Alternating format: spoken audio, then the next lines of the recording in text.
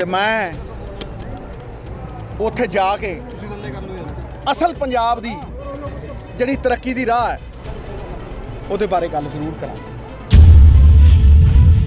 ਜੇ ਧੰਨਵਾਦ ਨਾ ਕਰੀਏ ਕਿ ਭਾਈ ਸਵੇਰ ਦਾ ਭੁੱਲਿਆ ਜੇ ਸ਼ਾਮੀ ਘਰੇ ਵਾਪਸ ਆ ਜੇ ਔਰ ਬਾਬੇ ਦੇ ਜਨਮ ਦਿਹਾੜੇ ਦੇ ਉੱਤੇ ਉਹ ਆਪਣੀ ਗਲਤੀ ਦਾ ਇਸਤਕਬਾਲ ਕਰ ਲਵੇ ਤੇ ਫਿਰ ਪੰਜਾਬ ਮਾਫ ਕਰੇ। ਬਾਬੇ ਨੇ ਭਾਗ ਬਖਸ਼ੇ ਔਰ ਮੈਂ ਕੱਲ ਕਰਤਾਰਪੁਰ ਗਿਆ ਤੇ ਮੈਂ ਉੱਥੇ ਇੱਕ ਹੋਰ ਵੱਡੀ ਗੱਲ ਰੱਖੂ ਔਰ ਨਿਰਭੈ ਹੋ ਕੇ ਰੱਖੂ।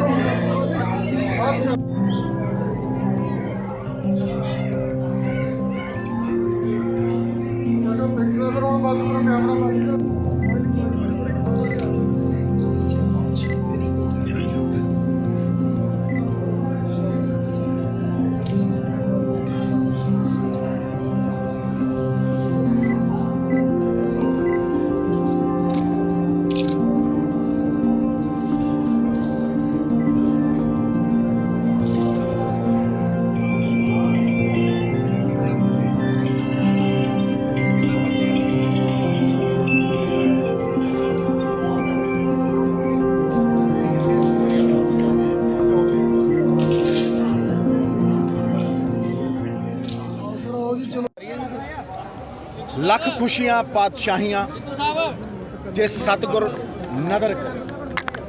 ਅੱਜ ਉਹਦੀ ਸਵੱਲੀ ਨਜ਼ਰ ਹੋਈ ਹੈ ਤੇ ਹਵਾਵਾਂ 'ਚ ਖੁਸ਼ੀਆਂ ਨੇ, ਦੀਵਾਨਗੀ ਦੀ ਖੁਸ਼ੀ ਹੈ।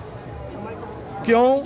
ਇੱਕ ਲਾਂਘਾ ਖੁੱਲ੍ਹਾ, ਲਾਂਘੇ ਦੇ ਨਾਲ ਅਸੰਖ ਸੰਭਾਵਨਾਵਾਂ ਖੁੱਲਣਗੀਆਂ ਤੇ ਜੇ ਮੈਨੂੰ ਚੰਗੇ ਭਾਗ ਦਿੱਤੇ ਪਰਮਾਤਮਾ ਨੇ ਤੇ ਮੈਂ ਉੱਥੇ ਜਾ ਕੇ ਅਸਲ ਪੰਜਾਬ ਦੀ ਜਿਹੜੀ ਤਰੱਕੀ ਦੀ ਰਾਹ ਹੈ ਉਹਦੇ ਬਾਰੇ ਗੱਲ ਜ਼ਰੂਰ ਕਰਾਂਗਾ। ਲੇਕਿਨ ਅੱਜ ਜੇ ਧੰਨਵਾਦ ਨਾ ਕਰੀਏ ਕਿ ਭਾਈ ਸਵੇਰ ਦਾ ਭੁੱਲਿਆ ਜੇ ਸ਼ਾਮੀ ਘਰੇ ਵਾਪਸ ਆ ਜੇ ਔਰ ਬਾਬੇ ਦੇ ਜਨਮ ਦਿਹਾੜੇ ਦੇ ਉੱਤੇ ਉਹ ਆਪਣੀ ਗਲਤੀ ਦਾ ਇਸਤਕਬਾਲ ਕਰ ਲਵੇ ਤੇ ਫਿਰ ਪੰਜਾਬ ਮਾਫ ਕਰੇ। ਕਿਉਂਕਿ ਇੱਕ ਨਵਾਂ ਅਧਿਆਇ ਸ਼ੁਰੂ ਹੋਣ ਵਾਲਾ ਹੈ। ਇਸ ਜਿੱਤ ਦਾ ਸ਼੍ਰੇ ਕੋਈ ਲੈਣ ਦੀ ਕੋਸ਼ਿਸ਼ ਹੀ ਨਾ ਕਰੇ ਕਿਉਂਕਿ ਇਹ ਜਿੱਤ ਦਾ ਸਾਰਾ ਸ਼੍ਰੇ ਸੰਯੁਕਤ ਕਿਸਾਨ ਮੋਰਚੇ ਦੇ ਸੱਤਿਆਗ੍ਰਹਿ ਨੂੰ ਹੈ। ਸੱਚ ਦੀ ਰਾਹ ਸੀ, ਲੱਖ ਕੋਸ਼ਿਸ਼ ਕੀਤੀ ਬਦਨਾਮੀ ਕਰਨ ਦੀ, ਅੜੇ ਰਹੇ, ਖੜੇ ਰਹੇ, ਹੱਕ ਸੱਚ ਤੇ ਪਹਿਰਾ ਦਿੱਤਾ, ਜਿੱਤ ਹੋਈ। ਕਿਉਂਕਿ ਜਦੋਂ ਧਰਮ ਦੀ ਰਾਹ ਤੇ ਕੋਈ ਤੁਰਦਾ ਨਾ, ਧਰਮ ਯੁੱਧ ਮਿਟਦਾ, ਯਥਾ ਧਰਮਾ ਤਥਾ ਵਿਜਿਆ, ਫਿਰ ਉਹਨੂੰ ਕੋਈ ਹਰਾ ਨਹੀਂ ਸਕਦਾ। ਔਰ ਇਹੀ ਧਰਮ ਸੀ ਕਿ ਅਸੀਂ ਬਾਬੇ ਨਾਨਕ ਦਾ ਜਿਹੜਾ ਕਿੱਤਾ, ਇਹ ਬਾਬਾ ਜੀ ਲੜ ਲਾ ਕੇ ਗਏ ਸੀ। ਉੱਤਮ ਖੇਤੀ, ਇਹ 17 ਸਾਲ ਉਹਨਾਂ ਨੇ ਆਪ ਖੇਤੀ ਕੀਤੀ, ਸਾਨੂੰ ਕਿਰਤ ਸੱਭਿਆਚਾਰ ਦੇ ਲੜ ਲਾਇਆ। ਇਹ ਦੁਨੀਆ ਦਾ ਸਭ ਤੋਂ ਵੱਡਾ ਸੱਭਿਆਚਾਰ ਹੈ, ਵਰਕ ਕਲਚਰ। ਇਹ ਉਹਨਾਂ ਦੀਆਂ ਹੀ ਅੱਜ ਸਵੱਲੀਆਂ ਨਜ਼ਰਾਂ ਨੇ ਕਿ ਕਿੰਨੀਆਂ ਖੁਸ਼ੀਆਂ ਅੱਜ ਪੰਜਾਬ ਦੇ ਲੋਕਾਂ ਨੂੰ ਮਿਲੀਆਂ ਨੇ। ਖਾਸ ਤੌਰ ਤੇ 650 ਸ਼ਹਾਦਤਾਂ ਦੇਣ ਵਾਲੇ 650 ਸ਼ਹਾਦਤਾਂ ਦੇਣ ਵਾਲੇ ਸੰਯੁਕਤ ਕਿਸਾਨ ਮੋਰਚੇ ਦੇ ਅਣਥੱਕ ਪ੍ਰਯਾਸਾਂ ਨੂੰ ਬੂਰ ਪਿਆ। ਜ਼ੁਲਮ ਕਰਨਾ ਪਾਪ, ਜ਼ੁਲਮ ਦੇ ਖਿਲਾਫ ਖੜਨਾ ਉਦੋਂ ਵੱਡਾ ਕਰਮ, ਸਹਿਣਾ ਵੀ ਪਾਪ। ਉਹਨਾਂ ਇੱਕ ਐਸਾ ਸਮਾਜਿਕ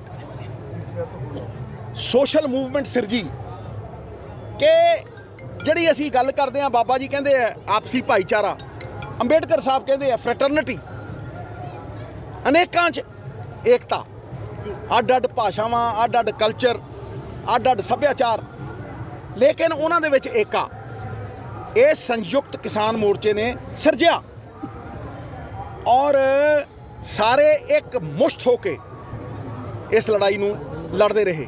ਪੰਜਾਬ ਸਰਕਾਰ ਹੋਵੇ ਭਾਵੇਂ ਹੋਰ ਸਰਕਾਰਾਂ ਹੋਣ, ਹਰੇਕ ਨੇ ਉਹਨਾਂ ਦਾ ਸਹਿਯੋਗ ਕੀਤਾ ਕਿਉਂਕਿ ਇਹ 60% ਆਬਾਦੀ ਹੈ ਔਰ ਇੱਜ਼ਤ ਦੀ ਰੋਟੀ ਲਈ ਲੜਦੀ ਸੀ। ਇਹ ਗੱਲ ਜ਼ਿਹਨ 'ਚ ਹੋਣੀ ਚਾਹੀਦੀ ਹੈ ਕਿ ਭਾਈ ਲਾਗਤਾਂ ਜਿਹੜੀਆਂ ਨੇ ਉਹ ਵੱਧ ਰਹੀਆਂ ਨੇ, ਆਮਦਨ ਘਟ ਰਹੀ ਹੈ, ਪ੍ਰੋਡਕਟਿਵਿਟੀ ਘਟ ਰਹੀ ਹੈ। ਇਸ ਕਰਕੇ ਇਹ ਬਹੁਤ ਜ਼ਰੂਰੀ ਹੈ ਅੱਜ ਦੀ ਡੇਟ ਦੇ ਵਿੱਚ ਕਿ ਅਸੀਂ ਇੱਕ ਰੋਡ ਮੈਪ ਦਈਏ ਕਿਸਾਨੀ ਨੂੰ ਉਸਾਰਨ ਦਾ, ਕਿਸਾਨੀ ਨੂੰ ਖੜਾ ਕਰਨ ਦਾ, ਇੱਕ ਪ੍ਰੋਡਕਟਿਵਿਟੀ ਦਾ ਰੋਡ ਮੈਪ ਦਈਏ ਔਰ ਉਸੇ ਦੇ ਉੱਤੇ ਕਿਸਾਨੀ 25 ਸਾਲਾਂ ਦੇ ਵਿੱਚ ਜਿਹੜੀ ਹੌਲੀ ਨੀਵੀਂ ਗਈ ਹੈ ਉਹਨੂੰ ਦੁਬਾਰਾ ਆਪਣੇ ਸਿਰ ਦਾ ਤਾਜ ਬਣਾਈਏ ਕਿਉਂਕਿ ਅਸਲੀ ਚੈਲੰਜ ਹੁਣ ਸ਼ੁਰੂ ਹੋਣੇ। ਜਦੋਂ ਘਰੇ ਪਰਤ ਕੇ ਆਉਣੇ ਆ ਕਿਸਾਨ ਭਰਾ, ਜਿੱਤ ਹਾਸਲ ਕਰਕੇ ਆਉਣੇ ਆ, ਉਹਨੂੰ ਤਾਂ ਹਰਾ ਹੀ ਨਹੀਂ ਸਕਿਆ ਕੋਈ ਅੱਜ ਤੱਕ। ਪਗੜੀ ਸੰਭਾਲ ਜੱਟਾ ਮੂਵਮੈਂਟ ਵੀ ਇਹੋ ਜਿਹੀ ਸੀ, ਏਕਾ ਕਰਤਾ ਸੀ ਪੂਰੇ ਦੇਸ਼ 'ਚ। ਤੇ ਅਸਲੀ ਚੈਲੰਜ ਉਦੋਂ ਸ਼ੁਰੂ ਹੋਣਾ ਹੈ ਕਿਉਂ ਅਸੀਂ ਪਿਛਲੇ ਸਾਲ ਜੂਨ ਤੇ ਜਾ ਕੇ ਖੜੇ ਹੋ ਜਾਾਂਗੇ, ਪਿਛਲੇ ਤੋਂ ਪਿਛਲੇ ਸਾਲ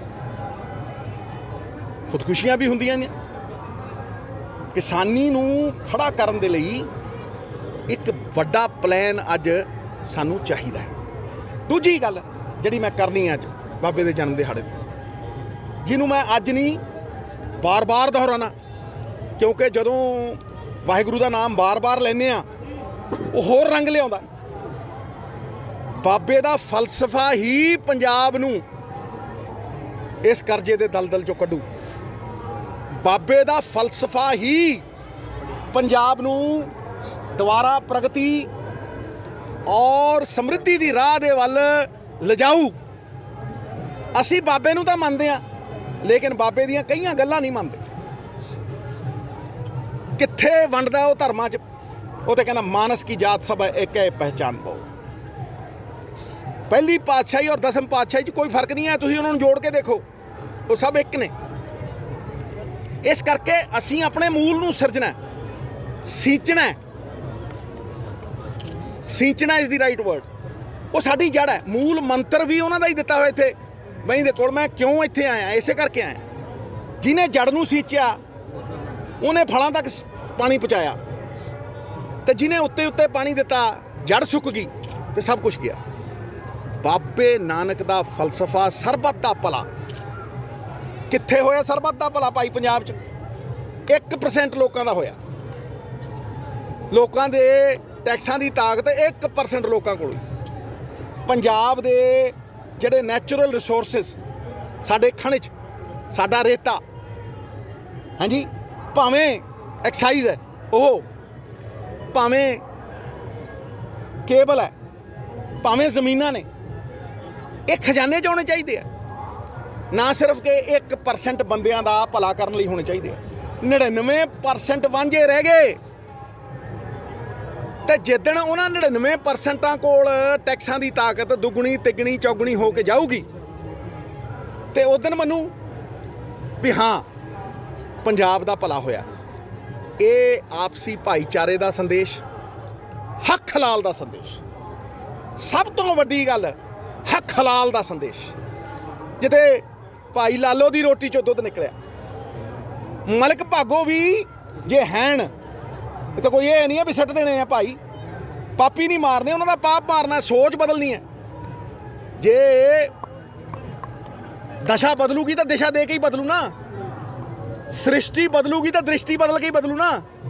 ਲੋਕ ਬਦਲਣਗੇ ਤਾਂ ਸੋਚ ਬਦਲ ਕੇ ਹੀ ਬਦਲਾਂਗੇ ਨਾ। ਕਿਹਦੀ ਸੋਚ ਚਾਹੀਦੀ ਹੈ? ਬਾਬੇ ਦੇ ਫਲਸਫੇ ਦੀ ਸੋਚ ਚਾਹੀਦੀ ਹੈ। ਹੱਕ ਹਲਾਲ ਦੀ ਕਮਾਈ ਜਿਹੜੀ 100 ਵਾਰ ਫੜੇ। ਔਰ ਸਭ ਤੋਂ ਉੱਪਰਲੀ ਗੱਲ, ਜਿਹੜੇ ਖਾਤਰ ਤੁਹਾਨੂੰ ਮੈਂ ਇੱਥੇ ਬੁਲਾਇਆ, ਇੱਥੇ ਬੈਠ ਕੇ ਅੰਦਰ ਉਹ ਇਤਿਹਾਸਿਕ ਪੱਥਰ ਪਏ ਨੇ, ਮੇਰੇ ਲਈ ਤਾਂ ਸੋਨੇ ਦੀਆਂ ਗਿਣੀਆਂ ਨਾਲੋਂ ਕਿਤੇ ਬਿਹਤਰ ਨੇ ਕਿਉਂਕਿ ਉਹਨਾਂ ਦਾ ਜਿਹੜਾ ਫਲਸਫਾ ਹੈ, ਉਹਨਾਂ ਦਾ ਜਿਹੜਾ ਸੰਦੇਸ਼ ਹੈ, ਉਹ ਅੱਜ ਸਾਨੂੰ ਬੱਚੇ ਤੱਕ ਲਿਜਾਣਾ ਪਊ। ਤੇਰਾ ਤੇਰਾ ਤੇਰਾ ਹੋ ਕੀ ਰਿਹਾ ਕਿ ਰਾਜਨੀਤੀ ਧੰਦਾ ਬਣ ਚੁੱਕੀ ਹੈ। ਹਰ ਬੰਦਾ ਕਹਿੰਦਾ ਮੇਰਾ ਘਰ, ਮੇਰੀ ਖੁੱਲੀ ਮੇਰੇ ਬੱਚੇ ਜਦੋਂ ਆਪਦੇ ਜਵਾਕ ਨੂੰ ਭੇਜਣਾ ਹੁੰਦਾ ਤੇ ਅਮਰੀਕਾ ਕੈਨੇਡਾ ਤੇ ਜਿਹੜੇ ਪੰਜਾਬ ਵਾਲੇ ਪਰਤੀ ਜਾਂਦੇ ਆ ਬਾਹਰ, ਪੰਛੀ ਉਡਾਰੀ ਮਾਰਦਾ ਤੇ ਸ਼ਾਮ ਨੂੰ ਆਲਣੇ ਚਾਹੁੰਦਾ ਤੇ ਇਹ ਪਰਤੀ ਜਾਂਦੇ ਆ, ਮੁੜਦਾ ਕੋਈ ਕਿਉਂ? Because there is lack of opportunities. ਤੁਸੀਂ ਉਹਨਾਂ ਨੂੰ अपॉर्चुनिटी नहीं ਦਿਓਗੇ ਤੇ ਉਹ ਚਲੇ ਜਾਣਗੇ। ਅੱਜ ਕਿਸਾਨੀ ਅਖੇ ਜੀ ਕਹਿੰਦੇ ਸਿਵਲ ਵਾਰ ਗਲਤ ਸ਼ਬਦ ਹੈ।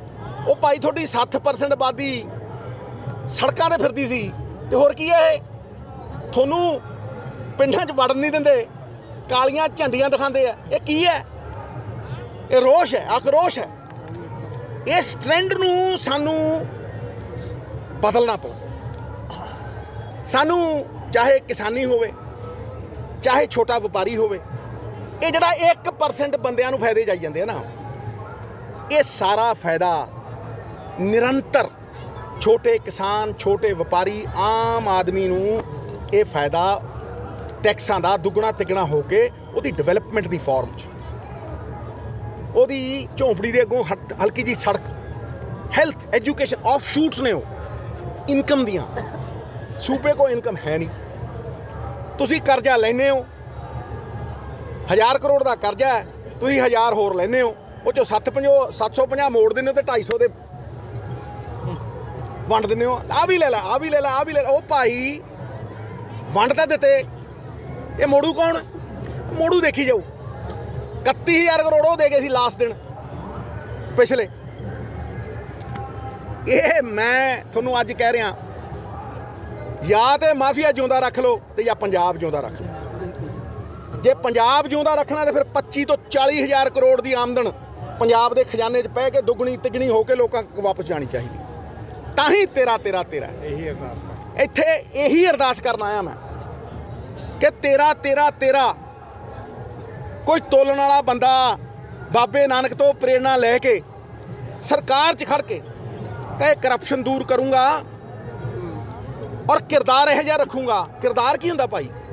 ਜਿਹਤੇ ਵਿਸ਼ਵਾਸ ਹੁੰਦਾ। ਕਿਰਦਾਰ ਕੀ ਹੁੰਦਾ? ਜਿਹੜਾ ਆਪਣੇ ਤੋਂ ਵੱਧ ਸ੍ਰਿਸ਼ਟੀ ਦੀ ਸੋਚੇ, ਆਪਣੇ ਤੋਂ ਵੱਧ ਆਵਾਮ ਦੀ ਸੋਚੇ ਔਰ ਕਹੇ ਕਿ ਮੈਨੂੰ ਬਾਬਾ ਨਾਨਕ ਦੇ ਦਰਸ਼ਨ ਇਸ ਆਵਾਮ 'ਚ ਹੁੰਦੇ ਆ, ਪੰਜਾਬ ਦੇ ਲੋਕਾਂ 'ਚ ਹੁੰਦੇ ਆ। 3 ਕਰੋੜ ਪੰਜਾਬੀਆਂ 'ਚ ਮੈਨੂੰ ਰੱਬ ਦਿਖਦਾ, ਨਰਮੇ ਨਾਰਾਇਣ ਹੈ। ਇਹੀ ਉੱਤਮ ਸੇਵਾ ਹੈ।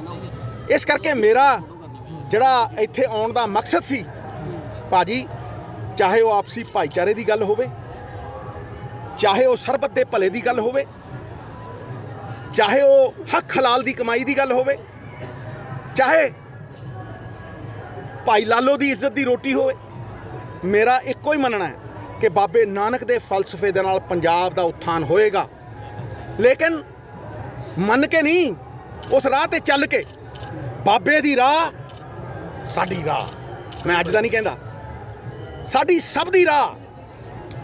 ਤੇ ਮੈਂ ਅਗਰ ਮੈਨੂੰ ਬਾਬੇ ਨੇ ਭਾਗ ਬਖਸ਼ੇ ਔਰ ਮੈਂ ਕੱਲ ਕਰਤਾਰਪੁਰ ਗਿਆ ਤੇ ਮੈਂ ਉੱਥੇ ਇੱਕ ਹੋਰ ਵੱਡੀ ਗੱਲ ਰੱਖੂ ਔਰ ਨਿਰਭੈ ਹੋ ਕੇ ਰੱਖੂ। ਨਿਰਭੈਤਾ ਕਿਉਂ ਮੁੱਕੀ ਜਾਂਦੀ ਹੈ? ਲੋਕਾਂ ਦੀਆਂ ਬਾਹਾਂ ਕਿਉਂ ਮਰੋੜੀਆਂ ਜਾਂਦੀਆਂ ਨੇ? ਬੜੇ ਚੀਫ ਮਿਨਿਸਟਰ